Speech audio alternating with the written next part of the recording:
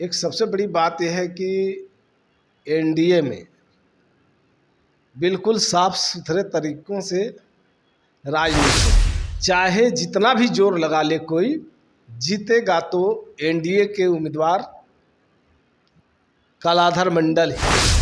नमस्कार, मैं मनीष और आप देख रहे हैं मीडिया दर्शन। आरएलएम के राष्ट्रीय अध्यक्ष उपेंद्र कुशवाहा काराकाट से चुनाव तो हार गए, लेकिन इसके बाद उखड़े उखड़े दिख रहे थे। संभावनाएं ये जताई जा रही थी कि कहीं वो पाला तो नहीं बदलेंगे, लेकिन कुशवाहा जाति को साधने के लिए एक बार फिर से उपेंद्र कुशवाहा को एनडीए राज्यसभा भेजने जा रही है।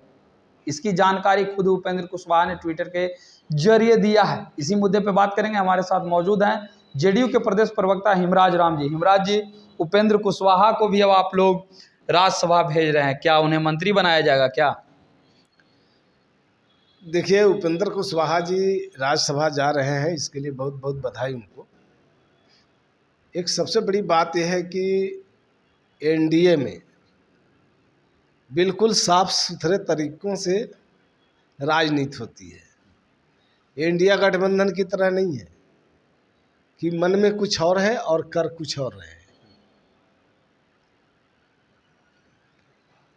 एनडीए जो करना है साफ साफ कहता है और करता भी है। उपेंद्र कुशवाहा जी को राज्यसभा भेजना एनडीए का फैसला है, अच्छा कदम है, हम उन्हें बधाई देते हैं।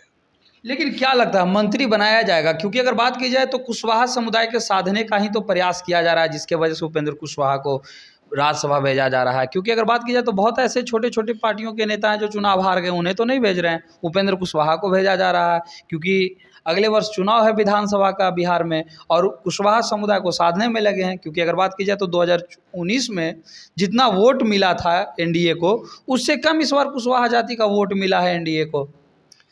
देखिए, आपका जो सवाल है कि मंत्री बनाए जाने की बात पर, मंत्री बनाया जाना ये प्रधानमंत्री जी का विशेषाधिकार है, किसे मंत्री बनाना है किसे नहीं बनाना है। क्या जेडीयू मांग करेगी? जेडीयू मांग क्यों करेगी? ये प्रधानमंत्री जी का जब विशेषाधिकार है तो हम किसी तरह की दबाव की राजनीति, प्रेशर पॉलिटिक्स नहीं करते। रुपौली की बात की जाए तो अब कुछ ही दिनों में चुनाव होने को है। दोनों प्रत्याशी आरजेडी से बीमा भारती, जो पहले जेडीयू के विधायक ही रही हैं, लेकिन वो चुनाव लड़े आरजेडी के टिकट पर लोकसभा का और हार गई हैं। अब विधानसभा का चुनाव रुपौली से ही अपने ही क्षेत्र से चुनाव लड़ रही हैं। फिर आपके कैंडिडेट भी उतरे हुए हैं। क्या लगता है कितना टक्कर मिल पाएगा बीमा भारती को आपकी तरफ से?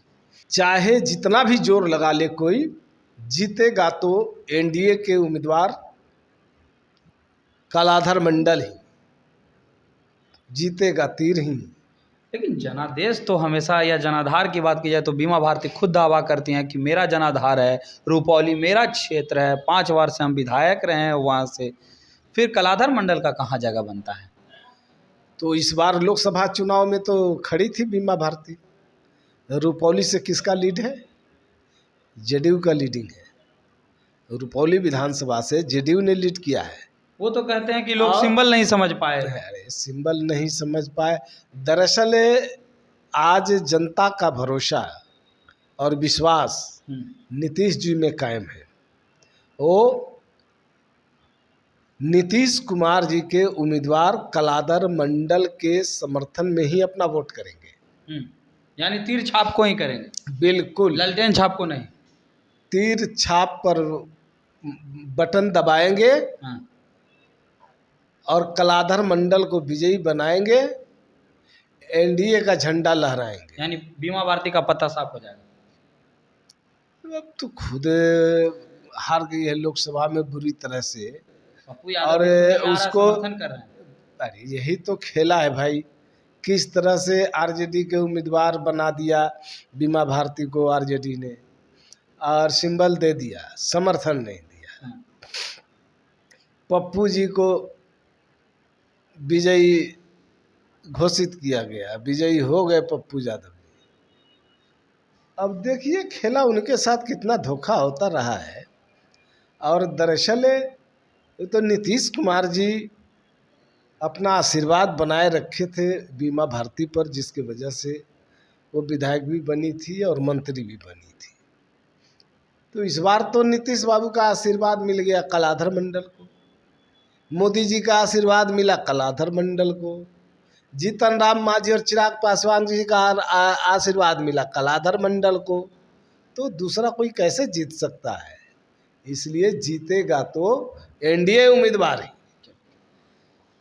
तो ये थे हमारे साथ जेडीयू के प्रदेश प्रवक्ता हिमराज राम, जिनकी बात आपने सुनी। इन्होंने सीधे तौर पे कहा कि जीतेगा तो कलाधर मंडल ही, बीमा भारती को वोट भी नहीं मिलने वाला है। क्योंकि अगर बात की जाए तो नीतीश कुमार के छत्र छाया में ही आगे बढ़ रहे थे, लेकिन नीतीश कुमार का आशीर्वाद अब कलाधर मंडल के साथ है। फिलहाल इस खबर में इतना ही। देखते रहे मीडिया दर्शन। धन्यवाद।